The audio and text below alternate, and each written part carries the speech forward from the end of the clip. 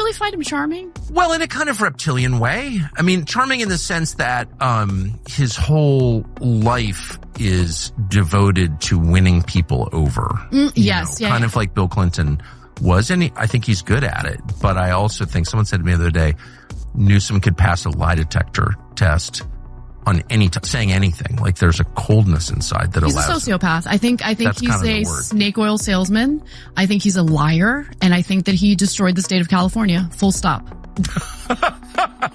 I've got no love for... Imagine this. Gavin Newsom believed he was walking onto a peaceful political platform only to get brutally wrecked with words by Ana Kasparian. This isn't merely a debate. It's a full-scale comedy roast where Newsom carried a squirt gun to a flamethrower battle. The arrogant grin vanished, the shiny hair whipping like it's in a storm. What did Ana mention that pushed the California governor into verbal breakdown mode? Stay tuned because you're about to witness political destruction at its wildest. For a little over a week now, California Governor Gavin Newsom has been posting in the style of President Donald Trump. And he's getting a lot of admiration for it. So he's basically engaging in this trolling campaign, and he's been very successful with it on X. Many of those posts have actually racked up tens of thousands of likes. And look, it does play well in the paradigm of left versus right.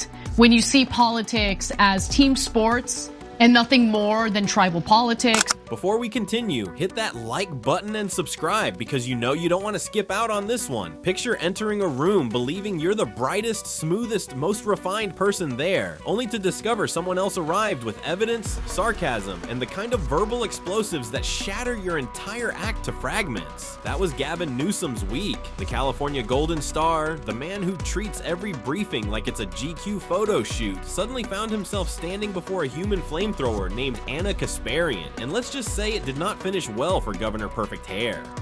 In Los Angeles. I'm not gonna leave and just allow the most extreme elements of the left destroy the state, okay? So I'm gonna stay and I'm gonna fight and I'm gonna make it better. I think LA and California in general still has a lot of potential, but there have been some policies implemented that have been disastrous. So Gavin Newsom and the current Democratic legislature in the state of California have engaged in this trend of decriminalizing everything and refusing to regulate things. So I'll give you some examples. One of the things that they decriminalize but refuse to regulate is prostitution. See, Gavin's entire image has been crafted on being invincible. He's that guy who believes his teeth gleam every time he grins. The political version of a perfume advertisement. He steps into rooms with the assurance of someone who's certain they're the star of the show. But here's the issue. When the spotlight grows too intense, sometimes that glow just dissolves into a puddle. And Ana Kasparian, she cranked the heat up to atomic levels. You want your side to own the other side, troll the other side, to own the libs, to own the right. That's what this feeds into. It has nothing to do with substance. It has nothing to do with how much of a circus California has been under the leadership of Gavin Newsom. It has everything to do with getting brownie points for trolling the other side. So with that in mind, he wrote the following recently. So Governor Newsom press office on X, that's the account that we're talking about, began posting in the same type of tone that you would expect from Donald Trump, all caps, you get the picture, let's take a look. Now, why was Gavin in the hot chair in the first place? Well, let's be real. He practically resides in the hot chair. This is the man who manages California like it's his private testing field for greater ambitions. Every step he takes shouts 2028, here I arrive. But while he's been occupied rehearsing his presidential wave and his I truly get the ordinary man face, matters at home haven't exactly been perfect. Your car's gonna get broken into, okay? You're gonna get robbed. Using taxpayer money, funneling it to nonprofits so they can literally buy crack pipes and hand them out at Skid Row. There's video evidence of that. Paying incredibly high taxes that go to what? So yeah, I'm sick of it. I'm sick of it. And honestly, just experiencing what I've seen on the ground in California has made me question a lot about left-wing ideology. No. Look, I would take her over it. It's horrible that we have to do that. I could never vote for Newsom. I just can't. I would just say that his leadership in California is good reason to brush him off for the loose. Homelessness, soaring, housing costs taller than Snoop Dogg on a Friday night, and don't even begin on the rolling outages that make California feel less like the tech hub of the world and more like a bargain summer camp. Yet somehow Gavin always manages to dodge accountability like he's built of Teflon. Flash a smirk, drop a slogan, toss in a dash of equity, and boom, the crowd cheers. But not Ana. Oh no, Ana stormed in like the political truth buster, prepared to rip apart the hologram Gavin's been hiding behind. In 2014, voters in California overwhelmingly supported a ballot measure to support building more reservoirs in the state in order to bulk up our water infrastructure because we live in a drought-prone state. That passed in 2014. Funding was attached to it. You want to know how many reservoirs have been built since 2014? Zero. This state is an utter joke because of the people who are governing it. Gavin Newsom right now is at the top of that list. The funniest part, Gavin's response. Picture someone anticipating cheers, but instead getting heckled by their own reflection. He tried to keep the show rolling, nod here, grin there, but the facade was cracking quicker than a kid on a slip and slide. Ana was unyielding. Every time he tried to dodge, she dragged him right back. Every slogan dismantled, every hazy promise ripped apart. It was like watching someone bring a carefully built Lego fortress to show and tell only for. And let's be real, it's not often you see someone pierce Gavin Newsom's bubble of assurance. This is a man who endured scandals that would have crushed weaker politicians. Lavish dinner during lockdowns? He shrugged it off. Criticism about his record? He grinned through it. He's like a political cockroach, impossible to smash. And when that occurred, suddenly all that polish looked less like magnetism and more like a thin coat of paint cracking under strain. Ana's takedown wasn't just about Gavin though. It was about what he symbolizes. The belief that slick delivery and carefully scripted lines can cover up genuine problems. She didn't just target the man, she targeted the illusion, and that's why it struck so deeply. This is what I was surprised about. I did not expect Donald Trump to flip 10 counties in California from blue to red. But I guess I shouldn't have been surprised about that either. Because when you look at the conditions that people are living in a Democrat-controlled state, well, yeah, you can understand why people are turning their backs on the Democratic Party. You can understand why people are frustrated at the corruption, at the loss of $24 billion that was allocated to help the homeless, when homelessness only exploded during that time, and that money is now unaccounted for. By the finish of it, Gavin looked less like the future of the Democratic Party and more like the kid who misplaced his homework and tried to bluff his way through class. Meanwhile, Ana, she strolled away like the teacher who just proved she's 3 moves ahead. And here's the twist. People noticed. Clips of the clash spread quicker than wildfire in a California summer. Viewers who had grown tired of Gavin's predictable talking points were suddenly wide awake, replaying Ana's words like it was the newest viral meme. And for Gavin, that's the real threat. It's one thing to face critique. It's another when that critique turns into amusement. Once people start laughing at you, it's game over. Imagine Gavin strutting in with the swagger of a man who thinks his reflection deserves a standing ovation. Then Ana steps up and begins peeling him layer by layer, like an onion with far too much cologne sprayed on it. And every layer exposed something Gavin didn't want the audience to see. First, she aimed for the obvious: California's housing disaster. Gavin loves to wax poetic about advancement, but the state looks like the globe's most expensive campsite. Side even. And we realized then, after the fact, what the hell are we doing shutting down the beaches and open areas, and not understanding that early on. And so I think that of all issues, looking back, I remember Florida, there was a big issue too, even there. He's so cool and relatable in his genes, and between Cuomo and Newsom, these are actually 2 really good examples of people who represent the Democratic Party establishment who have not fully reckoned with their unpopularity during the COVID crisis and are now sort of trying to be as powerful as they were before without, I don't know, maybe actually even being seriously introspective as opposed to whatever the hell that was. You're absolutely right, okay, in your analysis. And let me just say, that I like you when I'm willing to sit through a podcast episode featuring Gavin Newsom just to prepare for this. Okay, because I can't stand him. I can't stand his raspy voice, and it's not for any superficial reason. Ana didn't need graphs or slides. She sketched the picture flawlessly. $1 million shacks, sky-high rent, and a state where your neighbor isn't moving into a new condo, but into a tent down the block. It was ruthless. Gavin tried to nod thoughtfully like he's been reflecting on these problems every morning with his green smoothie. But the act unraveled quickly because Ana didn't stop with empathy. She shoved the proof straight into his face. Then came homelessness. Gavin's favorite talking point is how much cash California is dumping into remedies. But Ana ripped through that like tissue paper, and the knockout shots kept landing, rolling outages. Ah yes, the technological hub of the world where billionaires are launching rockets. Yet ordinary folks can't even keep the lights on. And then came the hypocrisy strike, the one Gavin prayed no one would raise. His image as governor of the people never bounced back from that notorious lavish dinner during lockdowns. While Californians were stuck eating boxed mac and cheese at home, Gavin was out sipping rich wine beneath chandeliers. He assumed people forgot. Many of you who watch the Young Turks regularly have probably noticed by now that I have deep disdain for the state's governor, Gavin Newsom. Now, Gavin Newsom has a long list of issues that I would love to share with you in great detail. And as a result, I'm thinking about doing a recurring segment explaining to you why it is that I have this disdain for Governor Newsom.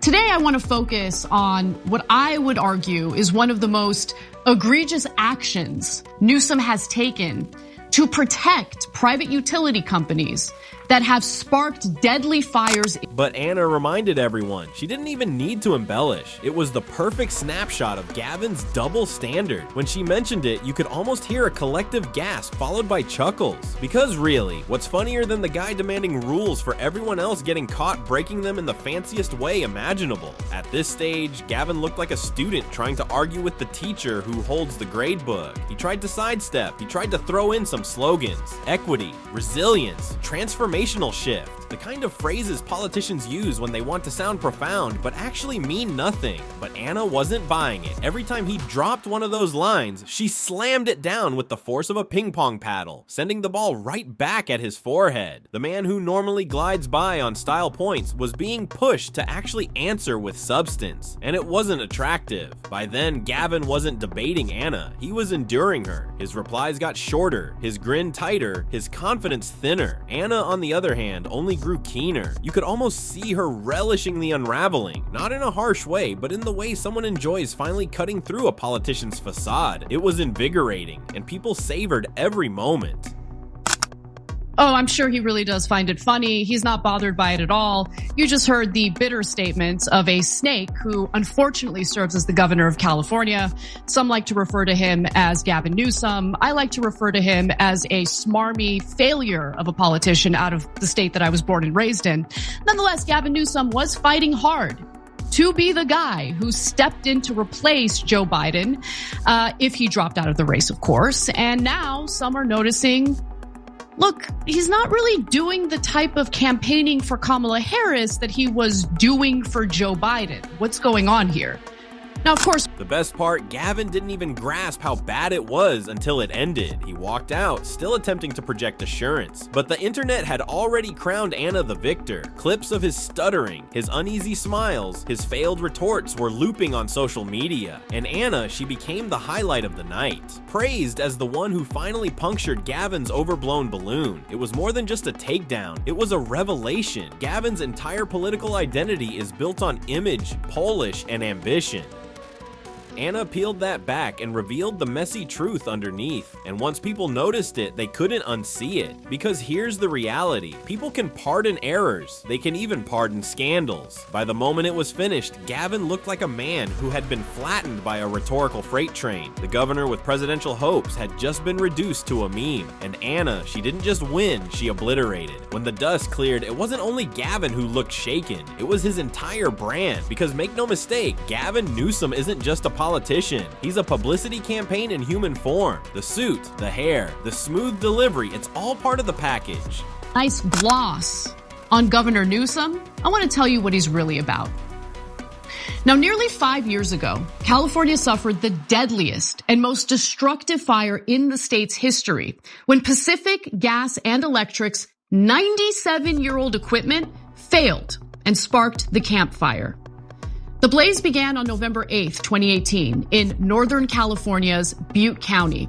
Winds rapidly drove the fire downhill through developed communities, causing the deaths of 85 people, the injuries of dozens of firefighters, and the destruction of 18,000 structures. But Ana ripped through that package like it was wrapping paper on Christmas morning, and suddenly everyone could spot the flimsy toy inside. The internet wasted zero time. Clips of Gavin's uneasy half smiles and stumbling replies were spliced into memes within hours. One viral post had him tagged Governor Buffering, looping his long dramatic pause like a glitching arcade character. Another plastered his forced grin onto a meme that read, "When you realize the homework excuse doesn't work on the professor." It was savage, and still, people couldn't stop laughing. Because here's the catch, Gavin has always leaned on his image to do the heavy lifting. He doesn't usually encounter people who call his bluff so directly. News outlets ran with it, describing the clash as a rare instant where the governor lost grip of the narrative. Analysts pointed out how Ana didn't just critique policy, she embodied the frustration many Californians feel. For years, residents have been battling sky-high expenses, outages, and deepening homelessness, all while Gavin presents himself as the polished face of progress. Ana gave voice to that divide, and people recognized it instantly. Newsom was engaging in that campaigning not for Joe Biden's sake, but in order to increase his name recognition in case he found himself in a situation where he'd be tapped to replace Joe Biden after he drops out. Now, Newsom went from campaigning hard for Biden to barely campaigning at all on behalf of Kamala Harris, so much so that Democratic operatives are now questioning whether his role as a national surrogate for Harris is really something they can lean on. They're questioning if it's even. Gavin naturally tried to rebound. His team rolled out statements highlighting his accomplishments, his long-term agendas, his vision, the standard. But the harm was done. No matter how many bullet points his press office composed, nothing could erase the picture of him standing there, drained of his swagger, stumbling through slogans while Ana dismantled his talking points. It was like trying to uncrisp toast. It just doesn't happen. Ana, on the other hand, walked away from this looking like a defender of the people. What so many were feeling, but few had the platform or the courage to say. In one exchange, the roles flipped. Gavin went from invincible to exposed. Ana went from respected voice to cultural milestone. And the best part, people started re-examining Gavin's record with clearer eyes. It wasn't just about one debate-style takedown anymore. It sparked a wider discussion. A native Angelino. I was born and raised in California. I love my state. I love the people in the state. But it is an absolute wasteland right now. Every freeway bridge is full of people living in tents. There's excrement on our sidewalks. It's unsafe. Crime has gone up. And when it comes to coronavirus, I mean, the fish rots from the head down. Let me just mention that while Americans are encouraged to shelter in place, encouraged to practice social distancing, no eating indoors at restaurants, you know, he was seen at the French Laundry meeting up with his lobbyist buddies. That is unacceptable. If he couldn't handle Ana Kasparian pressing him on California's troubles, how could he possibly handle the pressure of a presidential campaign? If his slick persona collapsed under one sharp critique, what would occur on a national stage where rivals aren't just sharp, they're merciless? Ana revealed more than Gavin's flaws. She revealed the emptiness of political image-making itself. Watching him attempt to spin his way out of responsibility was like watching someone try to wallpaper over a collapsing wall. Meanwhile, Ana wasn't boasting. She didn't need to. The proof spoke for itself. Her performance was less about grabbing points and more about holding a mirror up to Gavin's California. And the reflection wasn't flattering. She tapped into a truth that echoed far beyond one exchange. That no amount of charm or branding can hide the reality people endure every day. Gavin Newsom, in every single interview I've seen him do, has passed the buck, even though he is the governor of the state. He is pathetic. He's a snake. He's like the slimiest Democratic politician, certainly on a local level. But what we have seen is mismanagement of epic proportions. And the mere existence, and it is real, the existence of climate change should not be utilized as a talking point in order to pass the buck, in order to deflect blame, in order to refuse to take any personal responsibility for how poorly this state has been governed for several years now. And that's what made it hilarious. It wasn't just Ana roasting Gavin. It was Ana yanking the rug out from under an entire facade, watching him flail, watching his trademark grin fade, watching his slogans collapse into dust. It was comedy and accountability fused into one. The kind of political theater people don't just watch, they replay, meme, and spread. The bigger lesson, Gavin's political future might not be as indestructible as he assumed. If one sharp critic can unravel him so quickly, how will he cope when the spotlight is even brighter, the stakes heavier, and the rivals harsher? So when people say Ana Kasparian demolished Gavin Newsom, it's not an overstatement. She didn't just score a victory in one exchange. She split open the mask he's been hiding behind. She proved that underneath the suit, the hair, the polished lines, there's a politician who doesn't have all the solutions and can't always withstand the pressure. Seen competent leadership from Gavin Newsom, and I will state on this show, every single member of my family signed our names, provided our signatures to recall him. Wow. Okay. Well, I guess I'll take his position since nobody else is, just to play devil's advocate. That's an unpopular position to take. The Newsom team would say, look, this job has been so difficult because he's dealt with both the COVID situation and unemployment and wildfires and racial justice issues all in the same year. And he's sort of done the best that he can in trying to deal with all these. What specifically, Ana, from a policy perspective, would you like to have seen him done differently versus what he has actually done? First of all, I'd get real aggressive about building housing. And once that image is broken, it's nearly impossible to piece back together. Gavin can try to shine it, repackage it, sell it again, but people will recall the night Ana Kasparian turned the California governor into a punchline. They'll recall the memes, the uneasy smiles, the failed retorts. They'll recall that for once the man who always appeared untouchable was very, very touchable. And Ana, she didn't just walk away with bragging rights. She walked away with authority, respect, and a fan base that's only expanding. She exposed the cracks, she uncovered the flaws, and she reminded everyone that image is no replacement for truth. And that's why this moment isn't fading anytime soon. Because in politics, once the mask slips, it never quite fits the same way again. And for Gavin Newsom, that mask just slipped in the most comical way imaginable.